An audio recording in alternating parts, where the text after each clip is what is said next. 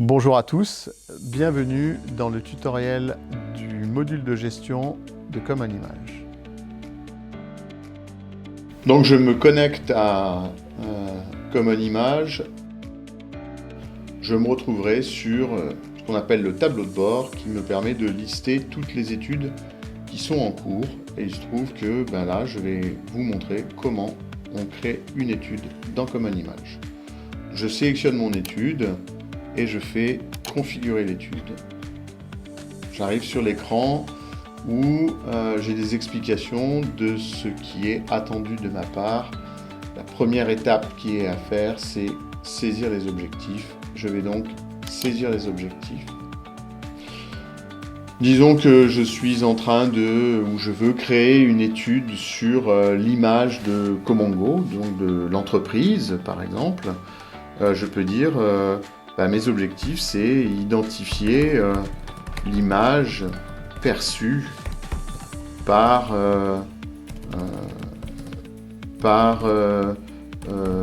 mon équipe, par exemple. Et puis je peux ajouter autant d'objectifs que je souhaite lors de la création de mon étude. Une fois que j'ai saisi mes objectifs, je passe à l'étape suivante qui va être la définition de mon sujet. Sur quel sujet je souhaite interroger les individus par CommonImage.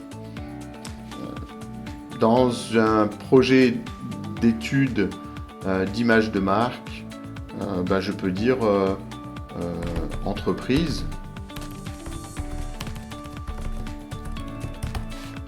Comongo, ou tout simplement Comongo.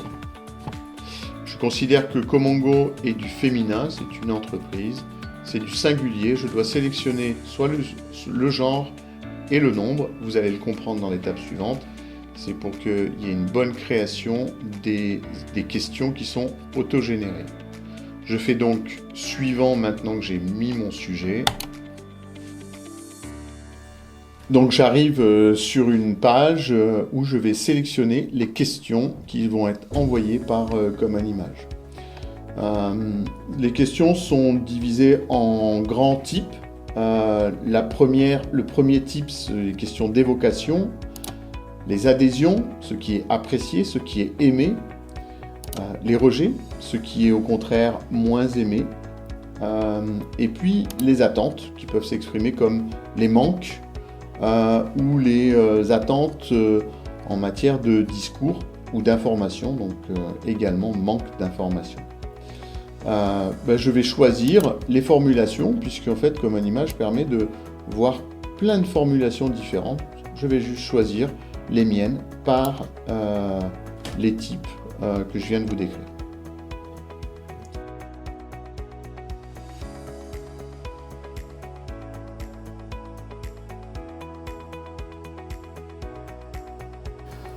Voilà, j'ai sélectionné mes 4 questions par type et elles s'affichent ici en bas, ce que Comongo évoque pour moi, ce que j'aime au sujet de Comongo, ce que j'aime moins au sujet de Comongo et ce que je ne sais pas au sujet de Comongo et j'aimerais bien qu'on me dise. Et je fais suivant. Et j'arrive presque à la fin de mon étude pour aller définir les personnes que je souhaite interroger. J'ai rempli une liste de personnes à interroger que j'ai divisé en groupes, en profils. D'abord des managers, des commerciaux, des web devs, des développeurs logiciels et des partenaires. Donc ce sont des personnes qui sont pertinents selon le sujet selon les sujets de mon étude. La manière qui m'a permis de faire que ces listes soient en ligne, c'est simplement que j'ai importé un petit template Excel qui est accessible ici via CommonImage. La manière dont le template se présente, c'est à l'image de ce fichier Excel que je vous montre là. On voit bien ici les personnes qui sont interrogées et donc je ne fais que importer encore une fois les personnes en allant chercher mon fichier qui est sur mon PC. Maintenant que j'ai les personnes à interroger, je peux passer à l'étape suivante. Nous sommes maintenant dans la section 5, donc presque à la fin de notre étude. Les groupes, on les voit, sont sélectionnés et je peux, par l'intermédiaire de cette interface, composer le message d'invitation. Je peux décider pour chaque groupe d'avoir un message différent ou exactement le même message selon le niveau de personnalisation que je souhaite faire pour les différents profils à qui je m'adresse. Et puis, il me reste, en tant qu'utilisateur, à suivre le modèle et le template de message que Common Image propose.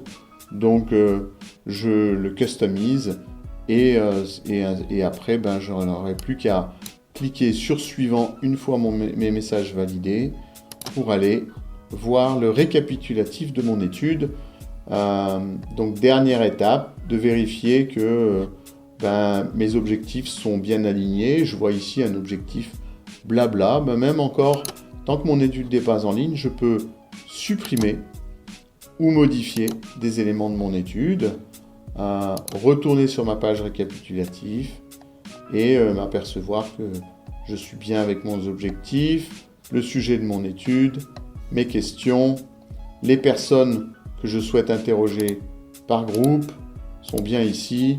Je peux voir le message qui va être adressé dans le template Common Image.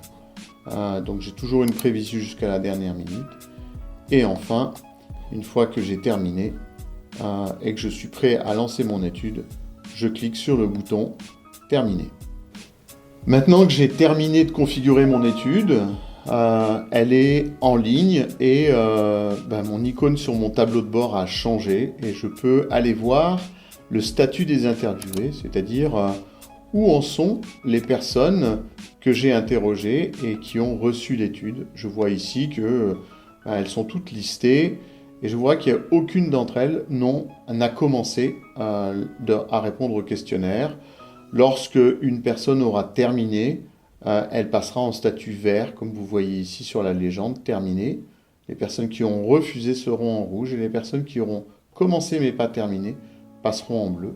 Ce qui me permet, en tant qu'utilisateur, de suivre en temps réel l'avancée de mon étude en ligne. En retournant sur mon tableau de bord et toujours sur le petit onglet de mise en ligne, je peux voir, et j'ai d'autres fonctionnalités, donc voir le statut des interviewés, mais je peux ajouter un interviewé en plein milieu de mon étude, si je souhaite ajouter une personne à interroger. Je peux gérer les invitations, c'est-à-dire que je peux faire pendant mon étude des relances automatiques aux personnes à interroger, si je veux leur rappeler que l'étude est disponible en ligne. Je peux bien sûr voir le récapitulatif de mon étude.